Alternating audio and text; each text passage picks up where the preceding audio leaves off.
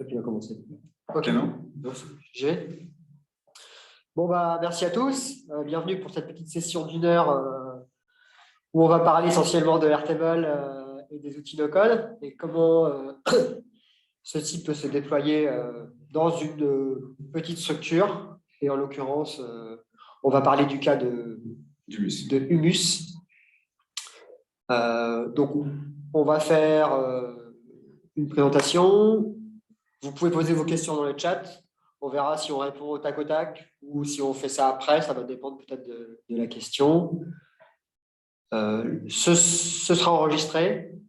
Donc, si vous avez des personnes qui souhaitent le voir plus tard, elles pourront le voir. Si vous devez partir, vous pourrez voir la fin sans souci. Voilà.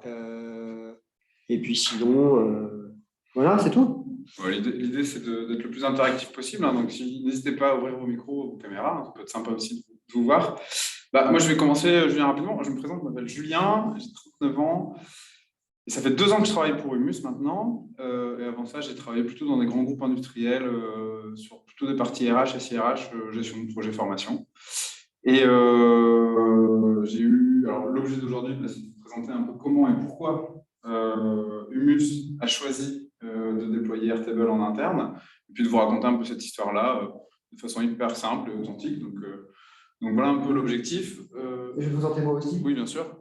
Julien Bottet, moi je suis consultant de code depuis 1 an et quelques. Et donc je déploie les outils qu'on va vous présenter dans des structures diverses, que ce soit des associations, des PME, des TPE, des cabinets, des fonds, des choses comme ça. Voilà. Donc là, l'idée pour nous, c'était peut-être de présenter rapidement le programme. L'idée, c'est de vous présenter vraiment rapidement notre activité pour que vous compreniez un peu dans l'univers dans lequel on évolue. Le choix, comment on est arrivé à la rencontre entre nous et sur le choix de l'outil qui nous parle aujourd'hui, c'est-à-dire Airtable. Vous présenter l'outil tel qu'on l'a configuré pour nos activités. Vous présenter rapidement le planning projet, les retours d'expérience. Un zoom sur l'aspect financier, parce que c'est si important de savoir à quoi on s'engage. Vous présenter un peu les next steps, et puis après, sur une démarche de questions-réponses un peu traditionnelle, voilà, on se quittera à 14h, comme promis. On est parti pour 1 heure. Donc, pour vous présenter rapidement Humus en 2 mots, alors Julien vous parlait d'une association. Humus, c'est plutôt une société qui est détenue à 100% par une association. Ça, c'est un peu notre véhicule juridique, et qui a été fondée par Michel Leclerc il y a maintenant 4 ans. Michel Leclerc qui a également fondé Decathlon. Et notre activité tourne vraiment beaucoup autour de l'accompagnement, des accompagnements. Donc, vous voyez ici dans la slide la partie formation, accompagnement. On accompagne pas mal d'entreprises dans une dynamique de formation autour des sujets managériaux, autour des sujets de vision, autour des sujets d'identité d'entreprise. En gros, notre cœur en tout cas, là où on prend le plus de plaisir, c'est aller travailler avec les entreprises sur leur pourquoi. Pour qui, quoi, et faire vivre ça en interne avec les collaborateurs. Donc, on est très lié à des sujets d'entreprise à mission, de certification de Bicorp, entre autres. Et en fait, il y a 2 mots-clés qui nous plaisent pas mal, c'est la notion de responsabilité et de générosité. Et à travers ça, on accompagne pas mal de structures. Ça, c'est pour notre partie formation. Et on a aussi un lieu de vie, ici, là, dans lequel on est, à Marc-en-Barœul, qui peut être loué par des entreprises qui souhaitent vivre des moments d'équipe, etc., qui nous sert, nous aussi, à faire nos propres accompagnements. Et on a aussi un espace de coworking et d'entrepreneuriat où des porteurs de projets viennent vivre et essayer de lancer leur projet d'entreprise. Donc, on a aussi toute une activité de lieu. Globalement, je fais un peu le zoom par rapport à Airtable. Évidemment, pour nous, la contrainte, c'était de gérer un aspect formation un peu traditionnel et une partie gestion de lieu. Et souvent, c'était ce qui coinçait quand on cherchait à se développer. Notre structure, pour aller vite, est un peu jeune, et très jeune, je vous l'ai dit, elle a 4 ans. On a donc eu finalement ce premier constat dans notre activité qui était de se dire, en fait, dans notre structure, on a commencé tous, et comme tout à chacun, avec du Word, avec du Excel, avec des outils qui étaient dispo. N'hésite pas, Julien, si tu veux m'interrompre. Et on était en progression, on avait plus de clients, on avait une base de données Excel qui s'enrichissait, on commencé à embaucher parfois des contrats d'alternance, parfois des contrats étudiants, parfois des CDD. On a commencé aussi à embaucher un CDI. Bref, on était dans une dynamique, maintenant on parle de scalabilité, mais en tout cas on était dans une dynamique de croissance. Et on se rendait compte qu'on était en train de perdre beaucoup d'énergie dans nos process internes, dans l'utilisation des outils, et qu'on sentait instinctivement qu'on était en train de grandir et qu'on n'avait pas le costume qui allait, qu'il fallait qu'on change de costume pour pouvoir accompagner cette croissance. Et les sujets qui nous ont le plus touchés, c'est qu'à un moment donné, on perdait quand même beaucoup d'infos. On perdait, en fait, finalement, notre base de données, c'était nos boîtes mail à chacun d'entre nous. Et au final, la boîte mail, ça marche quand on est 1, 2, 3. Et on sentait qu'on était tout doucement en train de perdre le fil et qu'il fallait vraiment qu'on se structure autour de ces sujets. Donc, il y avait vraiment une notion d'avoir une base de données fiable, cohérente, réussir à arrêter de perdre des données et puis pouvoir, sur une partie de gestion d'activité, pouvoir intégrer une partie de nos process dans un outil qui nous permettrait d'aller un peu plus vite. Ça, c'était nos constats. Et donc, au regard de ça, comme on n'y connaissait pas grand-chose, on s'est mis à taper aux portes des différents grands… Comment ? Je crois que tu as oublié la slide contre. Ah oui, oui, pardon. Et effectivement, dans le choix, donc on s'est dit, tiens, il faut qu'on se professionnalise, qu'on trouve un outil. Et par contre, on avait alors, notre cahier des charges, on ne peut pas être plus sommaire, mais c'était plutôt un cahier des charges qui était plutôt lié à un savoir-être en groupe que sur des compétences techniques liées à l'outil. En tout cas, il y avait une notion de prix qui était fondamentale pour nous. On a une structure jeune, je vous l'ai dit. On a un chiffre d'affaires qui n'est pas très, très grand et on ne pouvait pas se permettre d'aller se doter d'une charge trop conséquente sur des outils soft. Il fallait que ce soit adaptable à notre activité, je vous l'ai dit, une activité traditionnelle de formation, une activité de gestion de lieu. Donc, il fallait a priori faire entrer des ronds et des carrés dans la même boîte. De par nos expériences, on est 3 salariés qui avaient vécu dans des grands groupes. On savait aussi qu'on n'avait pas forcément envie d'être dans une démarche de gestion de projet longue à 20 mois ou 24 mois avec des consultants, etc. On voulait vraiment trouver quelqu'un qui soit un accompagnant, en tout cas, là on parle de partenaire, en tout cas quelqu'un qui nous amène à grandir et à être autonome. L'idée aussi, c'est qu'à la fin, nous, on avait envie aussi d'avoir les clés du camion et de savoir le conduire. Donc ça, c'était aussi une dernière contrainte. Et enfin, on n'avait pas envie juste de voir des démos d'autres structures, mais on voulait commencer sur 1 mois à tester l'outil avec nos propres process, avec nos propres envies et voir si ça répondait et se dire oui ou non à la fin.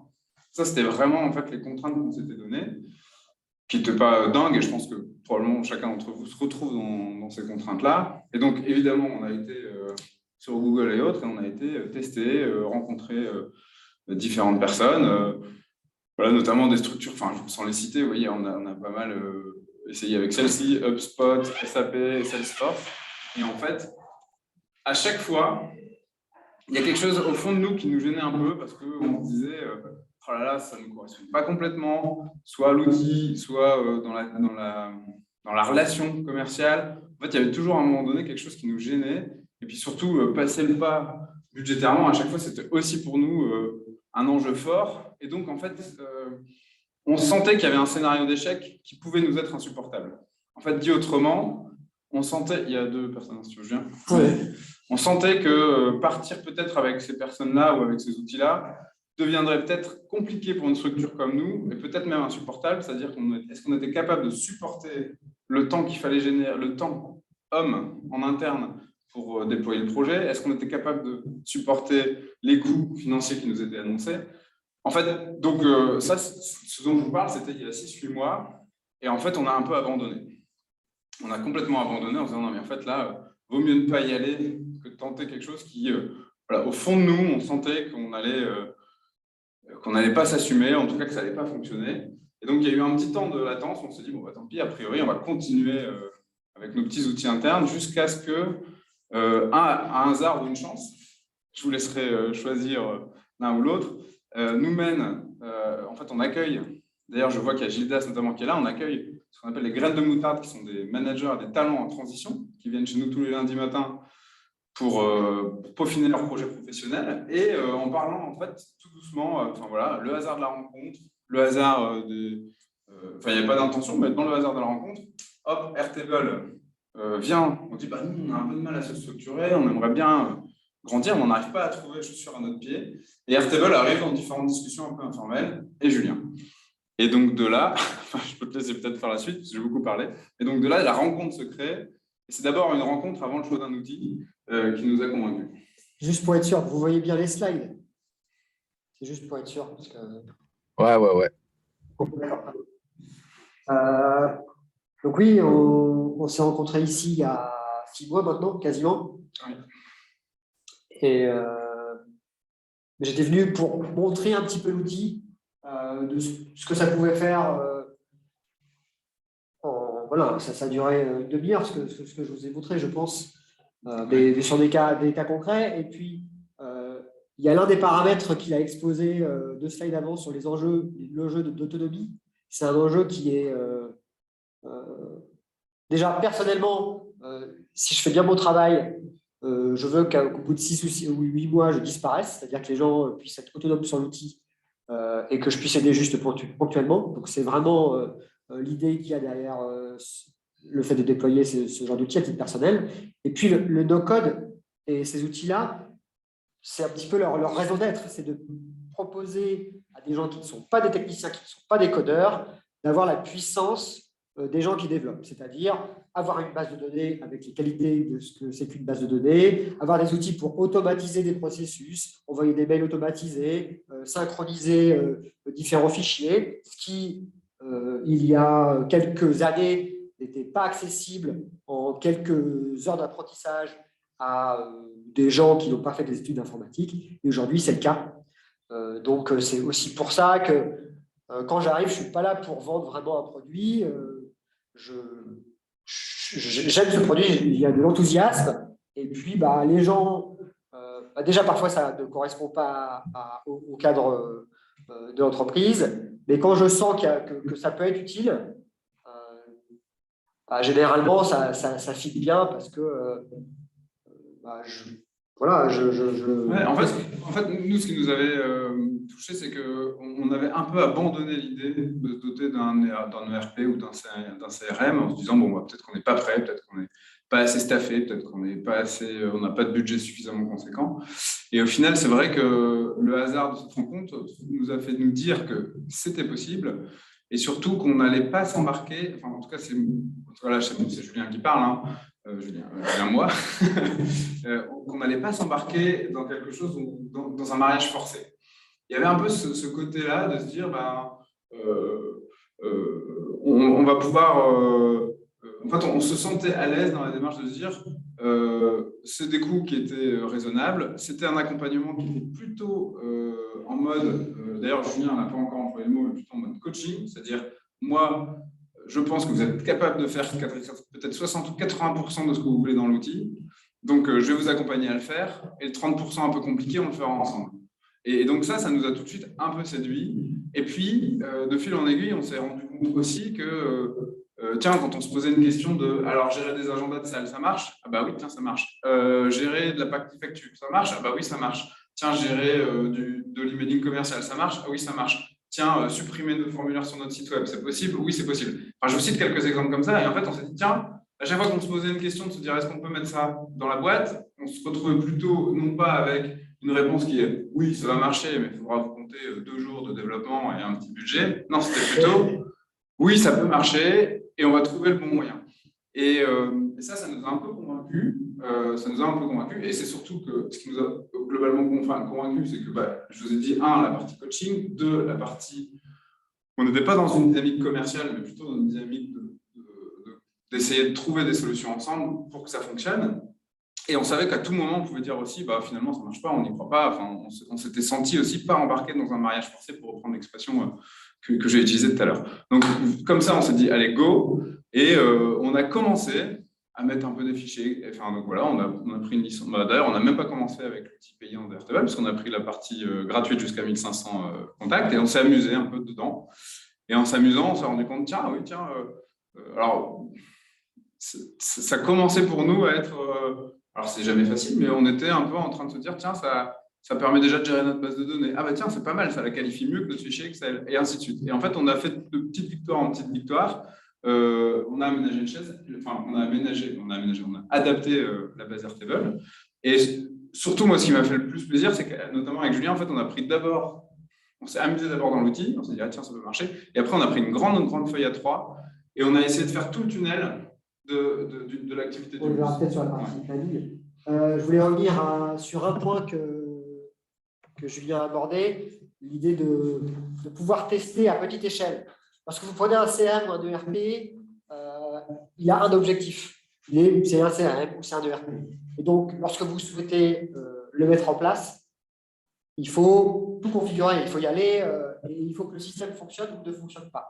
Ici, on peut partir de toutes petites tâches. C'est-à-dire que si on ne veut pas mettre de CRM ou de ERP, mais on veut juste prendre sa base client et juste envoyer un email automatisé de temps en temps, et ben on crée cette petite brique. On peut vraiment créer des toutes petites briques, de toutes petites étapes de process, et puis ensuite rajouter peu à peu les autres éléments. Et ça permet de ne pas s'embarquer. Tu parlais de l'idée de s'embarquer, mais on ne s'embarque dans rien. C'est-à-dire qu'on peut en une demi-journée configurer quelque chose pour que ça fasse certaines tâches pour certaines personnes, et puis on teste, on prend confiance, et ensuite peu à peu on peut rajouter les briques. Il n'y a pas besoin d'avoir une vision gros système tout de suite. D'ailleurs, c'est toujours compliqué à budgétiser ces gros systèmes. Donc, c'est compliqué. Moi, je préfère faire des petites étapes où on a des petits succès et ensuite, peu à peu, on monte en taille et on itère. Oui, c'est un peu la métaphore de la maison, quoi. Vous n'êtes pas obligé de construire 150 mètres carrés tout de suite, mais vous pouvez faire un abri de jardin et regarder, ça nous convenait, et puis avancer. C'est ça. Comme ça. Alors, juste pour parler un tout petit peu des outils, donc le travail a été centré sur 3 outils qui sont Airtable, Integromat et DocuPilot. Outils, je te coupe tout de suite, outils qu'on ne connaissait pas nous, en fait, c'est là où Julien nous dit, voilà, on a envie de générer des documents, on a envie de faire des choses, c'est quoi le meilleur moyen pour? Nous, on était d'abord les tests, on les a fait dans Airtable, et après, la partie suite a été plutôt en mode conseil par Julien. Alors, Airtable, pour ceux qui ne connaissent pas, c'est, il y a des gens qui appellent ça un Excel sous stéroïde. C'est-à-dire que, on le verra juste après, ça ressemble à des Excel avec des onglets, et en fait, c'est une base de données. Vous avez des relations entre les tables, et ça permet de pouvoir avoir des dynamiques compliquées lorsque vous souhaitez mettre des processus en route. C'est-à-dire que si vous souhaitez que tous les contacts que vous avez dans les entreprises qui sont dans le Nord-Pas-de-Calais reçoivent quelque chose, et ben vous allez, comme tout est relié, vous allez pouvoir créer des choses intelligentes comme ça grâce à la relation entre les informations. Donc ça, c'est la partie Airtable. Integromat, c'est ce qu'on appelle un peu la glue d'Internet. Ça permet de connecter des outils entre eux. Si par exemple vous voulez envoyer des emails aux gens qui sont dans Airtable et puis mettre dans cet email certaines informations spécifiques que vous avez aussi dans cette base de données Airtable, vous pouvez connecter Airtable à votre Gmail via Integromat et envoyer ces emails. Integromat est un outil qui est connecté à plus de 2000 autres outils. Et vous allez voir, c'est très visuel, c'est-à-dire que chaque étape du processus, c'est une espèce de bloc, une espèce de petite bulle, et puis vous allez dire, dès qu'il se passe ça là, tu envoies un email, puis tu fais ça, et on se prend au jeu et on arrive rapidement à faire des choses assez compliquées. DocuPilot, c'est un outil de génération de documents. Vous avez des fichiers Word habituellement que vous utilisez pour générer des choses. À la place du nom et du prénom de la personne, vous allez mettre des petites variables qui vont être remplacées à terme par les informations qui sont dans le Airtable. Alors, il y a plein de documents pour générer, il y a plein de logiciels pour générer des documents. Il y en a qui permettent de faire juste la génération, il y en a qui font de la génération et de la signature électronique. Là, en l'occurrence, dans leur cas, il n'y avait pas besoin de signature électronique. Donc, je suis allé vers l'outil qui me paraissait le plus adapté et le plus simple d'usage, avec toujours cette optique qu'ils puissent eux-mêmes modifier le document s'ils ont envie de le modifier, changer quelques éléments sur Integromat s'ils veulent rajouter un envoi d'email, et puis modifier certains éléments de la table s'ils veulent. Alors, avec les signatures électroniques, PandaDoc, très clairement. Voilà. PandaDoc, vous pouvez regarder sur Internet. PandaDoc. Après, sur DocuPilot, il y a aussi des plugins pour faire des signatures électroniques, mais je n'ai pas eu l'occasion encore de les mettre en place. C'est un truc aussi, consultant no-code, c'est un métier qui est assez jeune, et donc à chaque mission, on apprend aussi. Et donc, on arrive aussi avec humilité parce que parfois on n'a pas trop la solution. On sait qu'il y a beaucoup d'outils.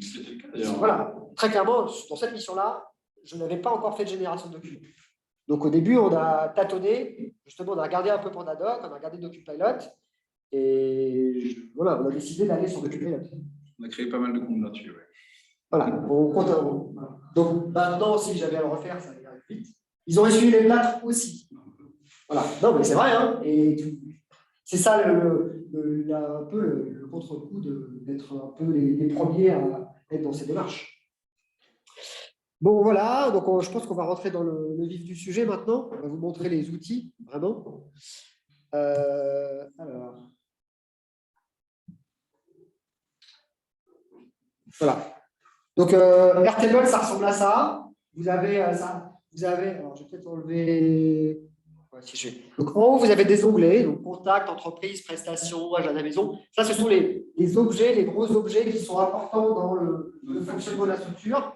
Donc, vous avez parlé de réservation, il y a la partie agenda, il y a la partie des contacts, donc il y a la partie entreprise, il y a les logiques de prestation et de génération de documents, donc il y a des données liées aux prestations, puis il y a des produits, puisqu'il faut pouvoir sceller, en plus de faire de l'accueil, il y a des petits déjeuners, des choses comme ça, donc il faut pouvoir rapidement mettre des produits dans un panier et puis ensuite cliquer sur un bouton pour générer la facture.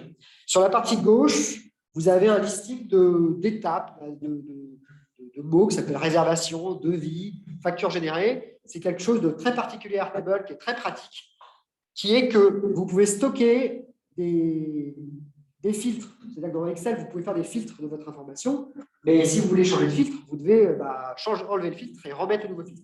Ici, vous pouvez conserver des filtres particuliers de vos informations. Par exemple, si vous voulez mettre affiche-moi ici que les prestations du jour, et bien ça, vous allez avoir… Les options de la semaine prochaine à confirmer. Que les activités de la semaine prochaine. Voilà.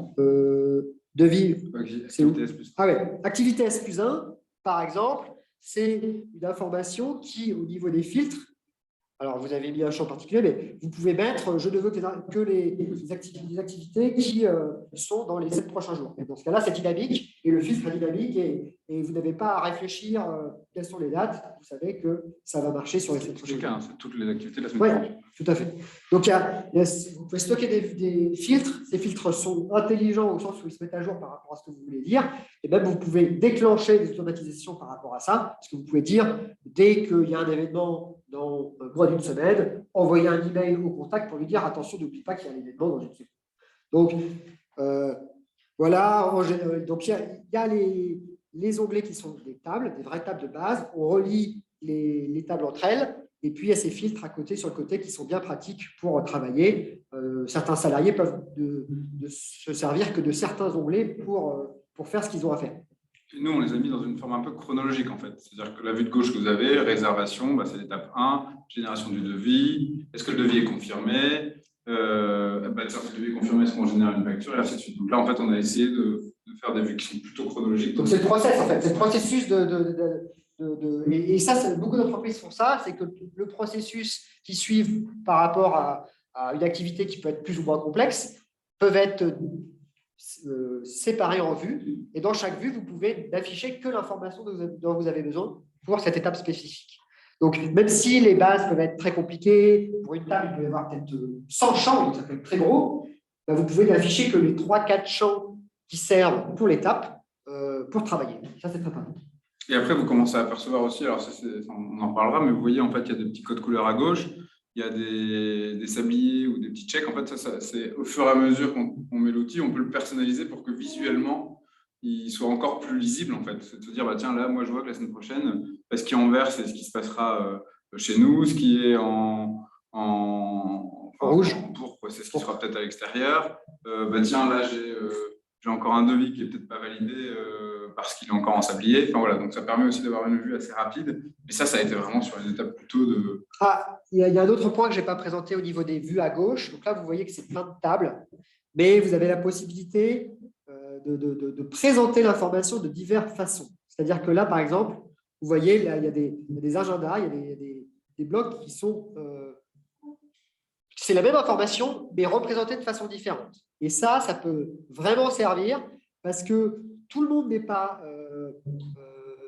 confortable avec les tableurs Excel. Il y a des gens qui adorent la data, mais d'autres beaucoup moins. Et donc, vous pouvez représenter l'information différemment. Vous pouvez même faire un Kanban pour ceux qui aiment bien les Kanban et l'outil comme Trello, par exemple. Vous pouvez faire des galeries. Avec les galeries, en un clic, ça ressemble un petit peu à des feuilles. Et donc, les gens aussi peuvent… Il y a les photos? Non, il n'y a peut-être pas les photos, mais… Si tu fais équipe Humus, je pense. Témoin Humus, là, tu vois. Témoin Humus, voilà. Témoin Humus. Bon, il y a les petites fiches. Donc, ça ressemble à des feuilles. Il y a des gens qui vont être plus à l'aise avec ça.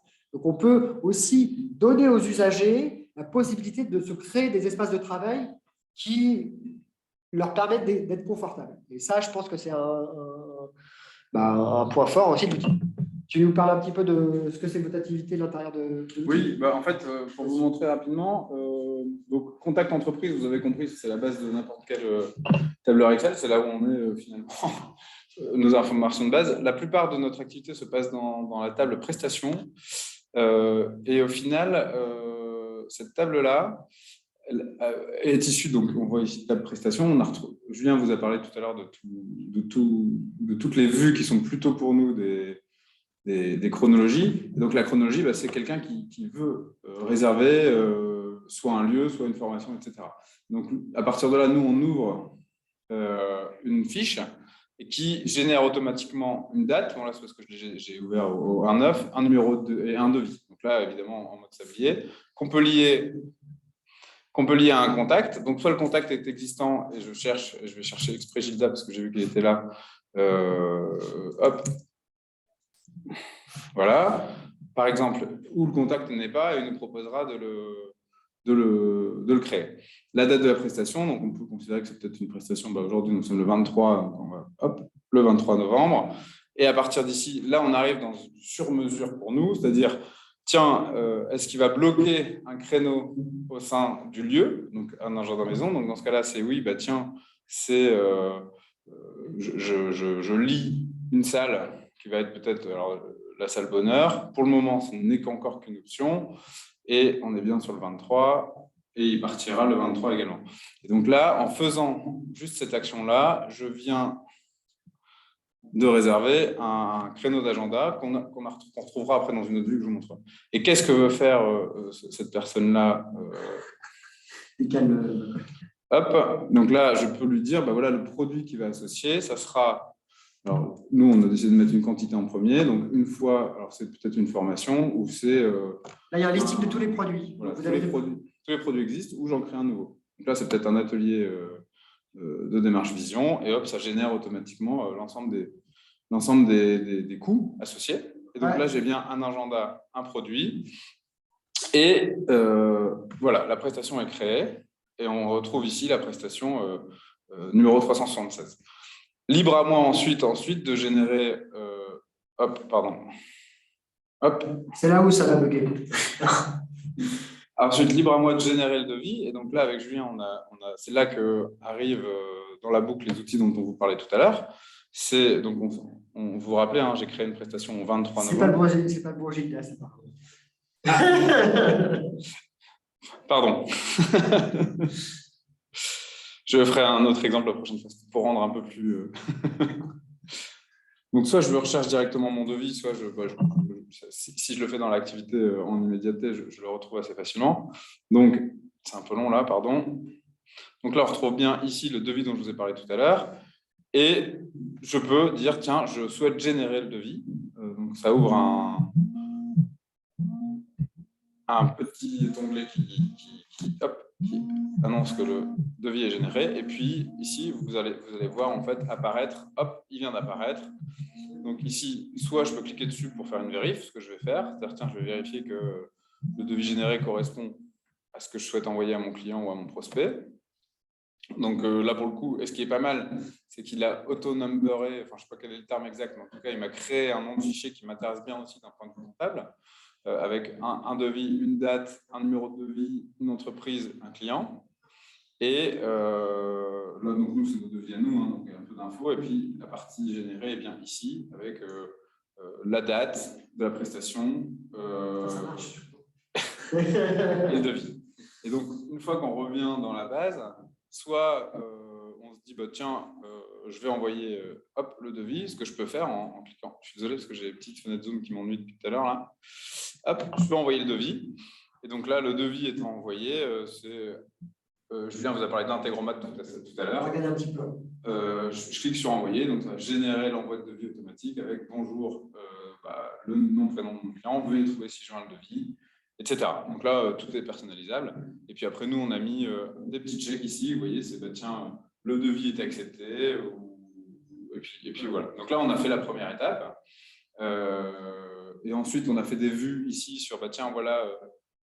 Toutes les options à confirmer, donc c'est finalement ce que je viens de faire, c'est-à-dire tous les clients ou prospects qui nous demandaient une prestation mais qui n'ont pas encore validé, soit par téléphone, soit officiellement confirmé.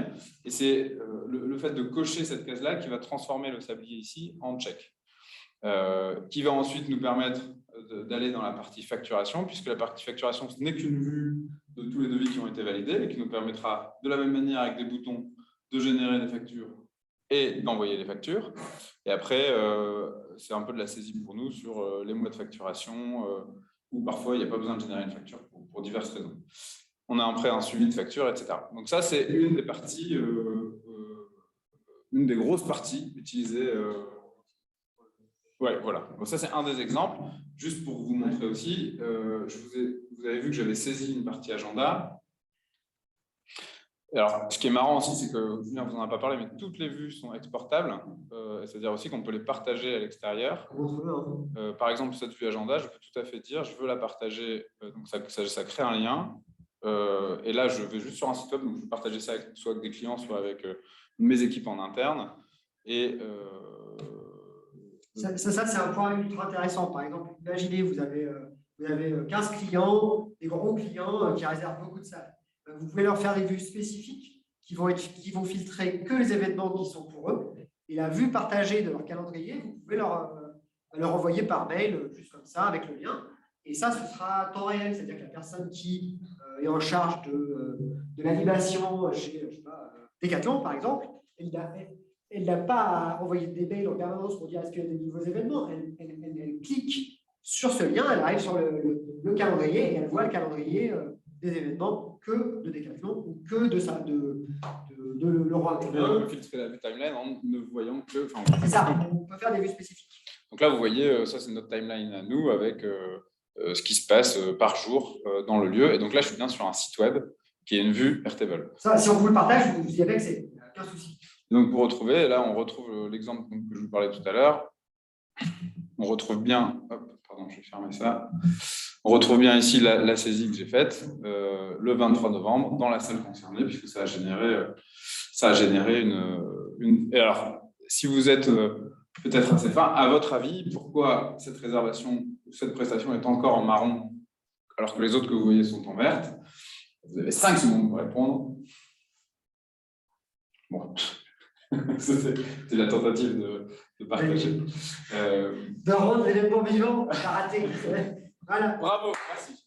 Parce que, évidemment, on n'a pas eu la check, et donc on voit aussi visuellement, merci beaucoup, la partie, voilà. Et ça c'est des petits add-ons qu'on s'est mis vraiment sur la fin de notre collaboration, en se disant c'est sympa aussi d'avoir des choses un peu visuelles. Et évidemment, donc là, on a choisi une vue timeline. Il y a une vue agenda un peu plus classique calendrier, mais qui est pour nous un peu trop lourde. C'est pour ça que la timeline nous correspond plus, puisqu'on voit ici, c'est une vue plutôt calendrier. Globalement, dans notre activité, les trois ou quatre vues les plus utilisées sont grid, donc la grid que la vue que vous voyez le plus en ce moment, la partie calendrier, la partie formulaire, qui est pour moi, et on en parlera peut-être enfin, mais probablement ce qui m'a convaincu à 2000% de rester et de continuer à bosser avec Airtable, la partie formulaire, et la vue galerie, qui permet finalement de générer des mini-sites web assez sympas dans lesquels on peut mettre des photos, on peut des produits. Demain, votre catalogue de produits, c'est une vue galerie que vous mettez à disposition, en vue de vos clients. Vos équipes, ça peut être une vue galerie que vous mettez à disposition, etc. Donc, en fait, ces 4 vues-là, en tout cas dans notre activité, sont les vues largement les plus utilisées.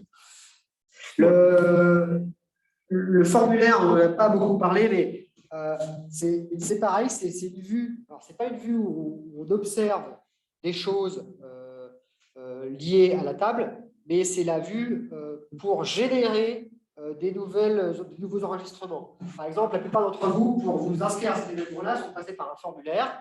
Et en passant par ce formulaire-là, en le validant, vous étiez après ça une ligue dans une table qui s'appelle Contact. Et cette table Contact était reliée à une table avec des événements.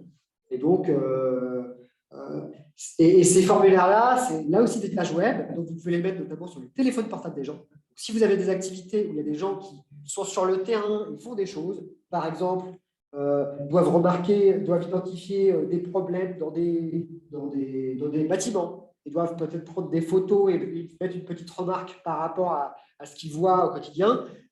C'est des choses qui sont très utiles. Je le développe beaucoup pour les commerciaux dans la grande distribution, où les commerciaux vont sur le terrain et récupèrent des données, des photos, mais aussi des données quantitatives sur qu'est-ce qui se passe au magasin, est-ce qu'il y a des concurrents, est-ce que je suis bien placé dans le rayon. Ça, c'est des données quantitatives qu'on traque.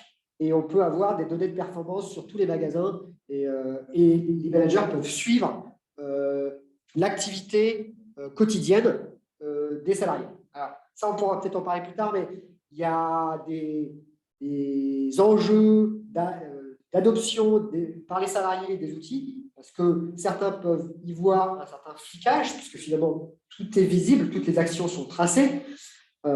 Mais si on arrive à apporter suffisamment de valeur aux gens, je trouve, moi, dans mes expériences, il n'y a pas trop de problème d'acceptabilité si on apporte vraiment de la valeur aux gens. Nous, on a un cas d'usage très précis, j'en profite, c'est que c'est-à-dire, tiens, quand on réalise une formation, donc on a saisi les données comptables, les données financières, on aimerait avoir finalement le nom et les prénoms des participants à ces formations. Donc, en fait, on va exposer un formulaire qui sera déjà pré-rempli. Je prends un exemple concret, on parlait de Decathlon. Tiens, Decathlon va venir vivre une formation X ou Y chez nous. Donc, j'ai eu un contact avec quelqu'un qui a commandé la formation.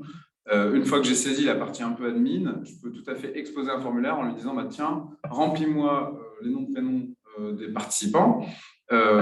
Et donc, ça va s'associer à ma prestation. Et à l'issue de la formation, je peux tout à fait renvoyer un formulaire aux gens en disant tiens, en fait, quels sont vos feedbacks là-dessus. Et donc, en fait, ça va me permettre en fait, de aussi récolter de la donnée qualitative pour moi qui sera liée à la prestation. Ça me fait penser aussi que comme c'est les formulaires, ce sont des URL, vous pouvez associer, il y a plein de logiciels sur Internet pour associer un site web, un QR code. Donc, vous avez un événement, vous générez un QR code, vous mettez le document sur un mur et vous pouvez faire des choses aux gens. Ou même si des personnes de votre entreprise doivent faire quelque chose de très particulier à un endroit, par exemple à l'entrée, s'ils doivent pointer le matin, vous pouvez mettre un QR code associé au formulaire de suivi. Le matin, ils flashent le QR code, ils remplissent le formulaire, ils tapent entrée et ils ne réfléchissent plus, c'est rentré dans le système. Quid de RGPD? Très bonne question. Airtable n'est pas RGPD au sens pur du terme. Il a toutes les certifications aux États-Unis, mais ce n'est pas le cas en France. On pourra avoir un débat là-dessus. Je l'ai déjà eu il y a quelques temps avec Catherine de Bonazzi qui est là. C'est pas RGPD, mais il y a plein de processus qui sont exigés par la RGPD qui sont beaucoup plus faciles avec une base centralisée comme Airtable que si vous avez 150 000 Excel répartis chez vos 200 salariés. Parce que normalement, vous devez supprimer les datas que vous avez de vos clients au bout de 3 ans. Comment vous faites ça quand vous avez 3000 Excel? Vous devez aussi être en capacité d'expliquer les process informationnels dans votre boîte. Quand tout le monde a des fichiers Excel avec des process différents, comment vous faites? Là, les processus, donc on revient justement sur Integromat où je vous ai montré le processus de génération d'un document. Tout est transparent parce que toutes les flux d'informations, vous les voyez via des interfaces. Donc oui, c'est par RGPD, mais en discutant avec des avocats qui sont spécialisés là-dessus, ils ne sont pas non plus contre. Et il faut savoir qu'il y a des grands comptes qui regardent de très près actuellement Airtable et qui se font coacher dessus. Et après une des parties de la réponse, c'est à celui qui personnalise Airtable d'essayer de le rendre le plus RGPD. Bien sûr, il y a des... répondre à la question de Vianney, le formulaire exposé, de mettre la possibilité de supprimer sa donnée, etc. Enfin, après, et il y a... Je pense que c'est peut-être le thème d'aujourd'hui. Mais... Ouais, mais il y a, par exemple, j'ai repris une mission qui a été faite par des consultants d'Accenture. Ils avaient mis un pendant RGPD sur une partie pour avoir le listing des champs, par exemple, qui sont utilisés. Et dans Airtable, je n'en ai pas parlé, mais il y a une partie app. Il y a une app qui permet de récupérer tous les champs. Donc, oui, voilà, il y a le côté hébergement des données qui est aux États-Unis. Donc, normalement, il faudrait, je crois, justifier le fait que les données vont. Enfin, il faut dire que les données vont aux États-Unis. Je crois que c'est ça. Guillaume, si tu as d'autres informations, c'est avec plaisir. Je voulais juste vous montrer un petit peu visuellement à quoi ressemblait Integromat, parce que c'est plutôt, je trouve ça joli. Donc, bah ouais, non, mais c'est vraiment agréable au quotidien de travailler avec ce genre d'outils aussi. C'est vraiment ça. C'est une question de point dans le code. Oui, moi j'ai peut-être une vision particulière, mais donc là, le premier bouton rouge, c'est ce qu'on appelle le trigger. C'est quand est-ce que le process, l'automatisation va être lancée. Ben là, ce trigger-là, c'est quand on appuie sur le bouton dans Airtable. Donc d'abord, les premières étapes bleues, c'est je vais aller récupérer dans Airtable toutes les informations dont j'ai besoin pour générer. Donc je vais récupérer les informations de ma prestation, les informations de mon contact, les informations de mon entreprise. Là, le petit bloc, là, c'est je vais récupérer les informations de chacun de mes produits, puisque vous avez vu qu'il a sélectionné des produits. Et ensuite, ici, dans Docupilot, je génère le document. Ce document, c'est un fichier Word ou Excel que vous pouvez faire vraiment vous-même, il n'y a aucun souci. D'ailleurs, c'est ça qui est vraiment bien avec ce genre d'outil, c'est que les gens qui ont la connaissance métier, ils peuvent faire 95% du travail, et moi, 90 peut-être, et moi, j'apporte les 10% pour que ça fonctionne. Et c'est là aussi où c'est pour ça que ça peut ne pas être trop cher, parce que ils ont la main quand même finalement sur beaucoup de choses. Julien s'est beaucoup occupé des choses dans les parenthèses vertes d'Integro. Oui. Donc, il y a la génération. Ensuite, on va stocker ça dans Google Drive. Là aussi, vous pouvez avoir votre stockage d'informations dans Google Drive ou dans un autre type de drive. Dropbox, c'est possible. Et puis ensuite, il y a l'idée de créer un lien partagé de ce document pour aller le restocker, dernière étape, dans Airtable. Donc, c'est ce qui s'est passé quand vous avez vu le petit lien qui s'affichait et sur lequel on a cliqué. Pourquoi le choix d'Integromat par rapport à Zapier? Alors, moi, j'ai commencé par Zapier. Donc, Zapier, c'est aussi de la glue, c'est pareil. Mais je trouve que Zapier, en termes de... pour faire des process complexes, alors déjà, il y a le coût, c'est vrai. Et puis, au niveau des processus, on a moins cette envie de faire des processus complexes, alors que Airtable, on peut copier-coller des gros blocs très facilement. C'est beaucoup plus visuel. Dans Integromat, voilà. Donc, j'étais sur un Zapier et je suis passé sur Integromat.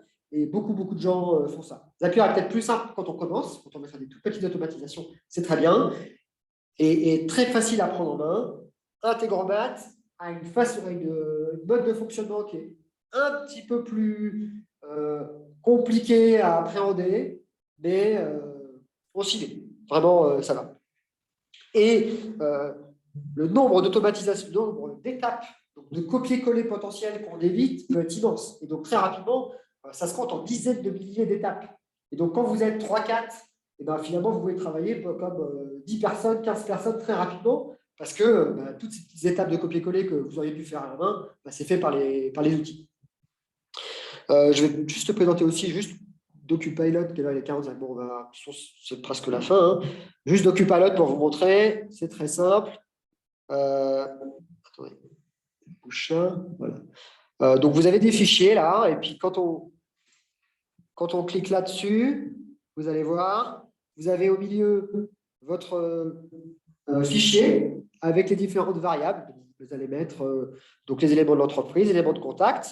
Et quand vous allez télécharger le logiciel là-dessus, avec juste ce que vous avez écrit là, tout à droite, ça va générer les variables associées. Et donc ensuite, elles sont disponibles dans Integromat. Et donc, vous faites juste les ponts entre l'information que vous avez et là où est-ce que vous voulez les mettre. Voilà, tout simplement. Et vous pouvez même gérer le nom du fichier, comme ça, même dans Google Drive, vous avez tous vos fichiers écrits de la même façon avec les mêmes types de noms. Donc, voilà. Bon, alors on va revenir à la présentation. Je crois qu'on a donc, on va aller vite sur comment ça s'est passé au niveau du planning et tout ça. Alors, Qu'est-ce qui se passe? Ouais, c'est bon. Donc là, c'était... Donc là, nous, à l'heure actuelle, nous, on utilise ces 3 outils-là. Ouais. Alors, donc la démo, on l'a faite. Voilà le planning un petit peu du travail qui a été fait. Bon, je vais faire ça vite. En fait, c'était juste pour montrer qu'en fait, de juin à novembre, aujourd'hui, on est sur une période de un gros 6 mois. Plutôt la partie bleue, c'était les choses en commun. La partie jaune, c'était plutôt nous qui travaillons. Et la partie rouge, c'était que Julien. Ce qui est assez marrant visuellement, c'est de voir que Julien ne fait pas grand-chose, tout seul. Je ne vais pas être vexant. Puisqu'en fait, c'est vraiment la partie, un peu quand il est rentré dans le cœur du réacteur de certains outils, notamment Integromat et Pilot. Nous, on a passé pas mal de temps à écrire nos tunnels, c'est-à-dire en fait, qu'est-ce qui se passe du moment où quelqu'un qui nous appelle jusqu'à la fin, c'est-à-dire que la fin en général, plutôt c'est nous, c'est la partie facturation. On a créé ce tunnel-là, et puis en fait, il y a eu plein de ramifications.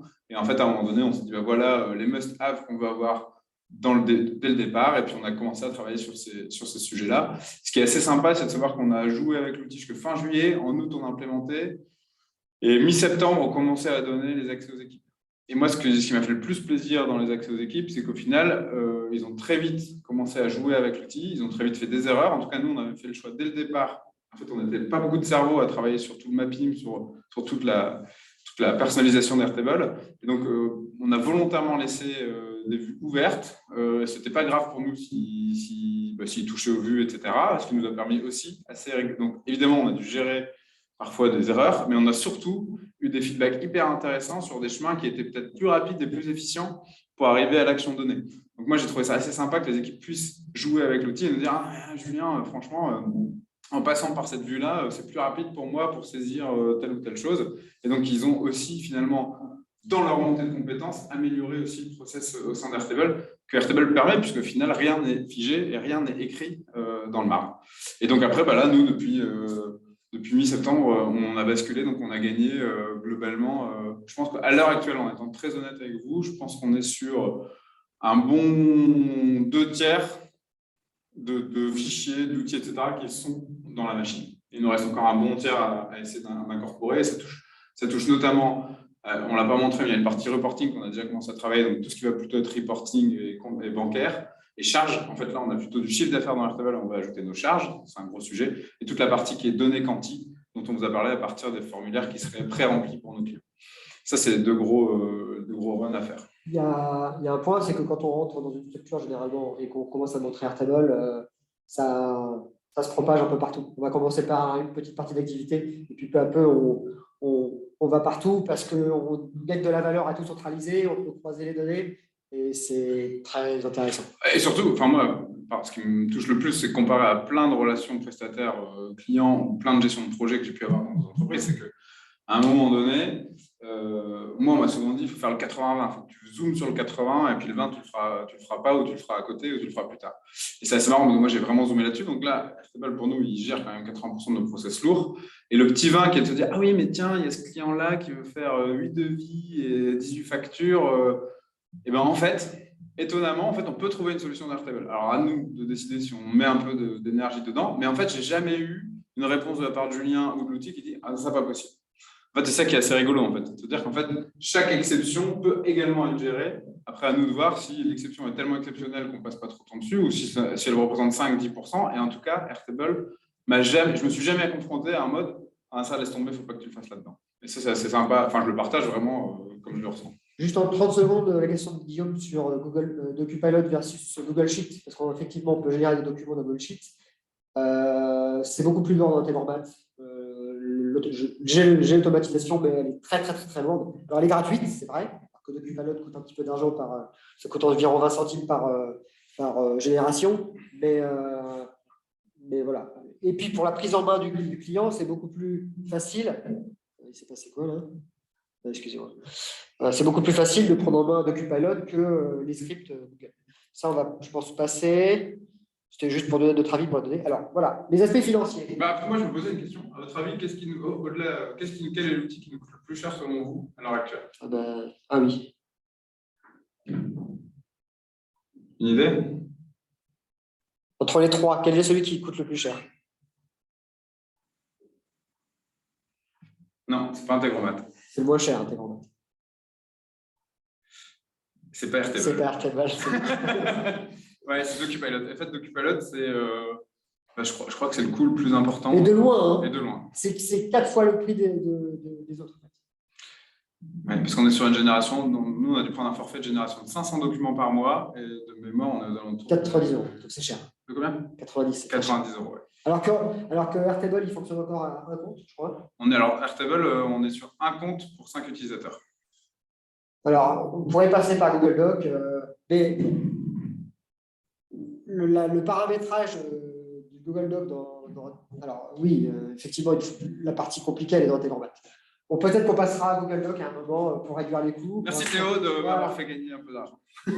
Bon, on revient sur le processus. Donc ça, c'est une page que j'ai faite avec la nouvelle feature d'Airtable qui est un petit peu ce qui s'appelle Airtable Interface, qui permet de faire des dashboards et de manipuler l'information avec un truc plus graphique. Voilà.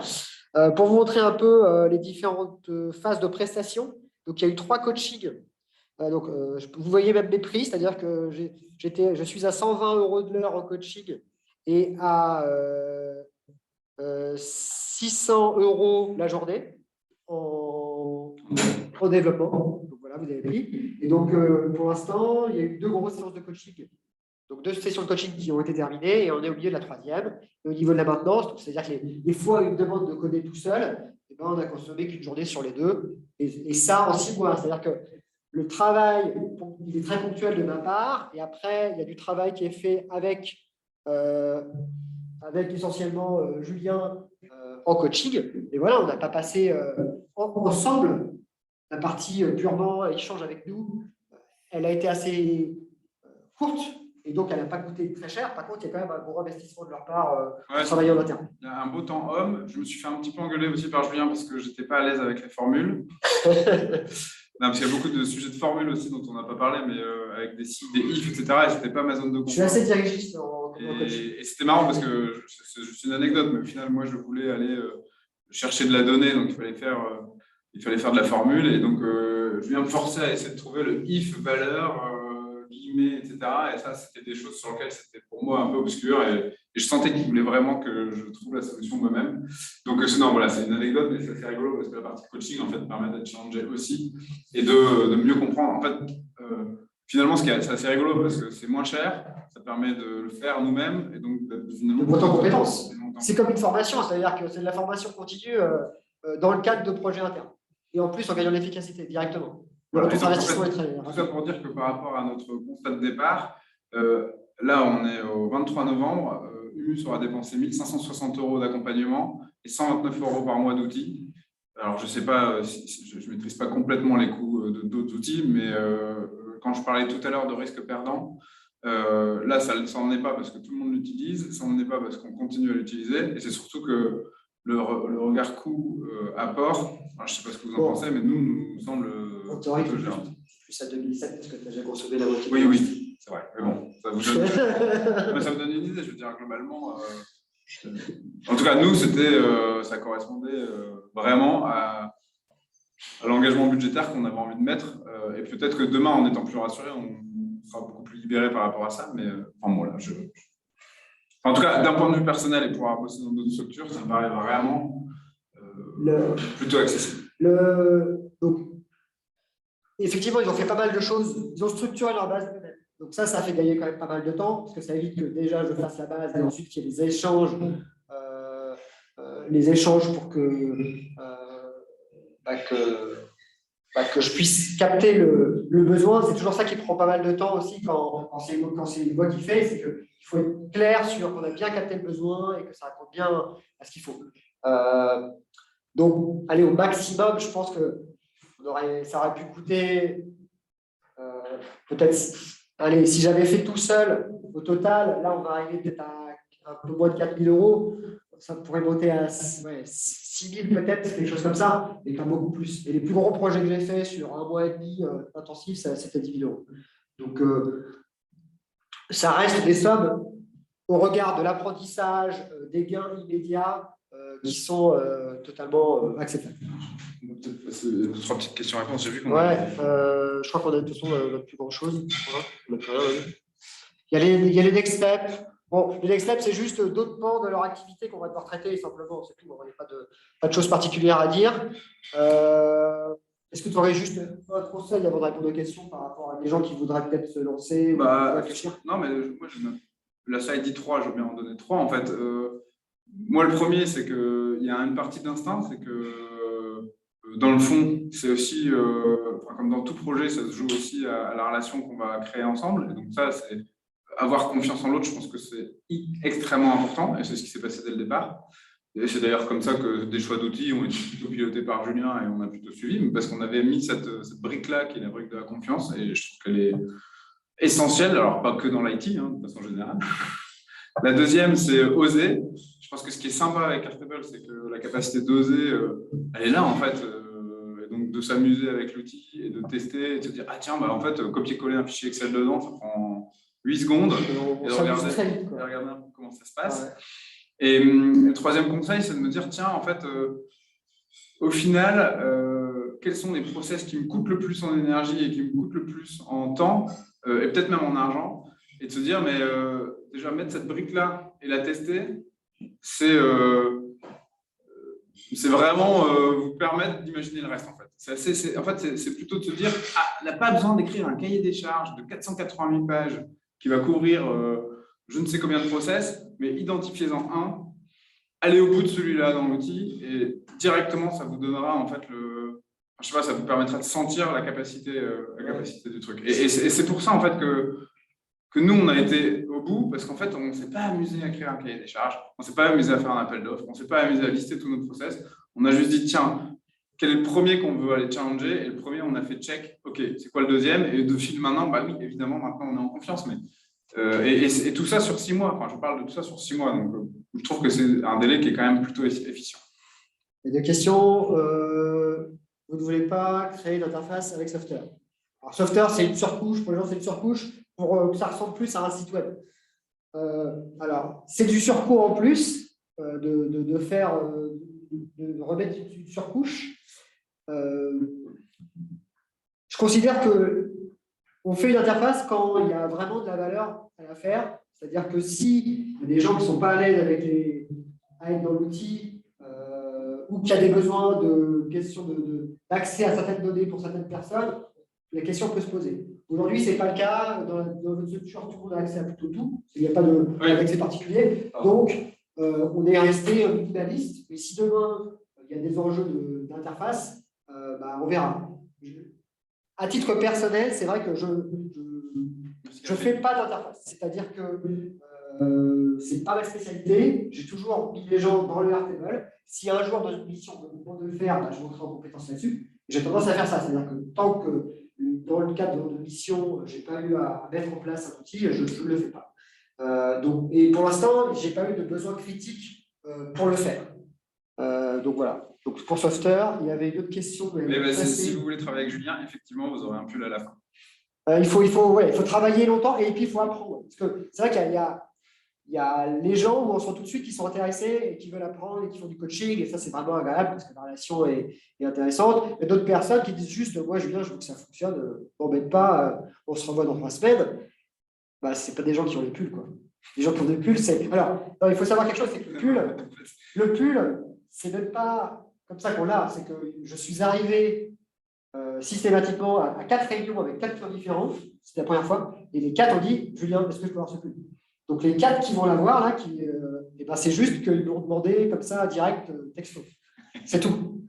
Donc, il faut effectivement donner de la sueur pour avoir le suite, ça c'est très clair. En tout cas, il est 14h. Moi, on peut faire une dernière question, mais si vraiment vous voulez en savoir plus, moi je suis à dispo d'un point de vue aussi client et Julien probablement d'un point de vue un peu prestat, donc n'hésitez pas.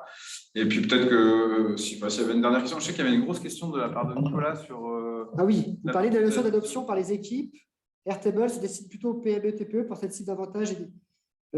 Pour cette cible, l'avantage est évident, c'est un outil qui va s'adapter 100% à leur process. Airtable est super en termes de UX, mais parfois, entre les tables et les vues, on a beaucoup de data. Ça peut faire un peu usine à gaz, en tout cas pour les utilisateurs basiques, ce qui est beaucoup le cas. Est-ce que c'est un tour que qu'on a pu déjà te faire? Alors, sur les PME, Alors, usine à gaz, non. Par contre, alors, ce que les gens n'apprécient pas, c'est quand on modifie leur espace de travail. C'est-à-dire que quand il y a des vues et qu'il y a des nouvelles vues qui apparaissent, ça peut un peu les perturber. Donc, ce qu'on peut faire quand les gens commencent à être, quand il commence à y avoir beaucoup de monde, c'est réussir à restructurer l'information pour que chaque département ait sa propre base. Et qu'ensuite, on va venir synchroniser les informations de base en base, juste pour qu'ils aient juste l'information dont ils ont besoin. Donc, ils récupèrent leur espace de travail et il y a un espace qui ne va pas bouger par département. Donc, aujourd'hui, c'est ce que je fais, par exemple, chez Promis Juré, pour lequel je travaille depuis plus de 18 mois. Eh bien, au début, on n'avait qu'une base, d'ailleurs, parce que Airtable ne permettait que ça. Et ensuite, on a fait des nouvelles bases. Et puis, comme le dit Gildas, il y a aussi des interfaces qui viennent et qui vous permettent aussi d'aider à faire que les gens qui ne sont pas à l'aise avec beaucoup de data ou qui sont apeurés par le nombre de commandes, de colonnes, puissent avoir des espaces plus simples pour travailler au quotidien. Et pour répondre à la question d'avant, nous, on a tout fait d'une base zéro. En fait, on n'a pris aucun template. En fait, les templates, déjà, sont très, très simples. Et puis, on les reconstruit très, très, très, très vite. Typiquement, c'est quoi les premières briques? C'est on prend les fichiers Excel, on les copie dans Airtable, et ensuite, les informations qui suggèrent, qui nécessitent, qui sont des objets qui pourraient avoir plus d'informations.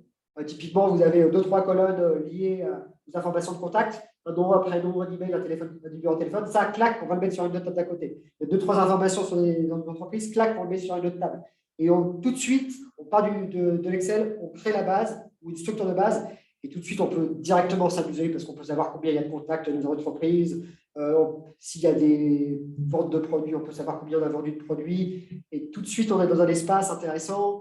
Il y a les fonctions de savoir, de connaître la temporalité des champs qui est importante dans Airtable, tout ce qui est dernière date de modification du record, dernière date de modification de certains champs particuliers, qui fait qu'on peut avoir des dynamiques très puissantes juste en copiant-collant les informations d'Excel et en commençant à travailler directement. Donc, c'est ce qui se passe généralement dans les boîtes. Voilà, donc j'espère que ça vous a plu. Si vous avez des questions, vous pouvez les poser soit un petit peu dans le chat, moi je peux rester encore un tout petit peu, ou sinon sur LinkedIn, vous pouvez m'envoyer des messages par LinkedIn, je réponds, soit comme vous voulez, tout ce qu'il faut. J'espère que ça vous a plu. C'est intéressant d'avoir la vision du chef d'entreprise, du client, voilà, de savoir quoi il est. Mais à part un pull, j'ai rien à gagner. Ah oui, ça aussi. Moi, je ne touche à rien d'Airtable, hein, soyons clairs. C'est-à-dire que je suis juste je suis juste un fanboy. C'est-à-dire que je trouve vraiment que ça fait du bon travail dans les entreprises et que les gens sont satisfaits. Si demain, Airtable bug tous les jours et que les clients ne sont pas contents, je m'en irai parce que l'outil ne me plaît pas. C'est juste parce qu'au quotidien, quand je travaille avec l'outil, c'est un plaisir permanent. C'est pour ça que j'utilise Airtable. Il y a d'autres solutions qui sont équivalentes à Airtable qui me proposaient de prendre 30% des licences vendues. Et j'ai dit, mais non, jamais, quoi. Parce que les outils étaient moins performants et ne me plaisaient pas. Donc, c'est vraiment, pour moi, du pragmatisme. Et j'ai tendance rapidement à m'enthousiasmer pour les choses. Et donc, c'est le cas pour l'usage d'Airtable. Voilà. Un seul compte éditeur. Oui, il n'y a qu'un seul compte. Les autres sont éditeurs. Tout le monde est éditeur. Non, c'est pas ça? Non, c'est éditeur et lecteur. Je ne sais plus comment on fait. Non, tout le monde tape dans la base, quoi. Mais il ne faut pas le lire. Alors, on va voir avec le temps, c'est-à-dire que l'usage d'un compte par personne, il est. Via un seul compte, tout à fait. Il n'est pas encore critique. J'ai très peu d'entreprises qui prennent un compte par personne. Il faudra déjà avoir les moyens. L'intérêt, c'est que tu peux tracer vraiment tout ce que fait tout le monde. Et puis, tu peux avoir une gestion des accès plus fine. Mais dans la plupart des entreprises, quand elles commencent les premiers mois, elles veulent minimiser les coûts juste pour voir comment ça fonctionne et tout ça. Oui, c'est ça. Mais Gilles a raison. Mais après, avec le temps, et notamment avec les interfaces, il y a des nouvelles features qui apparaissent qui donnent de la valeur en plus au fait d'avoir un compte par personne.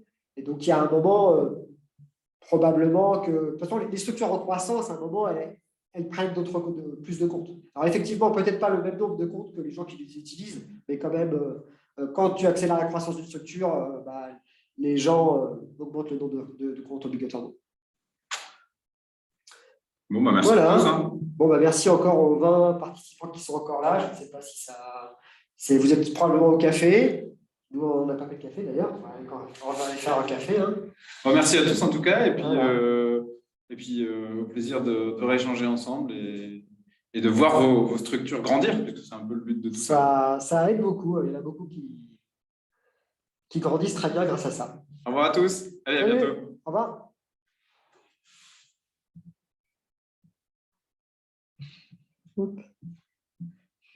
On manque de. Ça veut faire une musique de fin, tu sais.